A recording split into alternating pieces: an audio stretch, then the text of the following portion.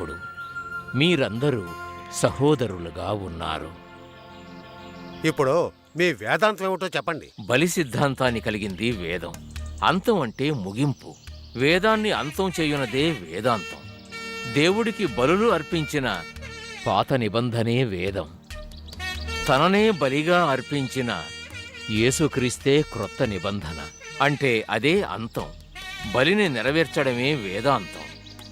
వేదాంతాన్ని అంతం చేసిన యేసుక్రీస్తే వేదాంత అని నేననుకుంటున్నాను. మీరు చెప్పే బలి గురించి వేదం చెబుతుందా, మీ గ్రంథం చెబుతుందా?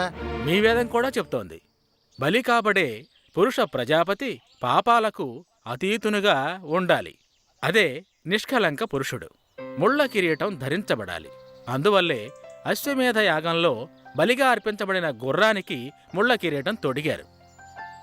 ఐత్రేయ బ్రాహ్మణ్యం 2:6 చెబుతోంది, వారి ఎముకలు విరగొట్టబడకూడదు అని. బైబిల్లో యోహాను 19:36 కూడా అదే విషయం చెబుతోంది.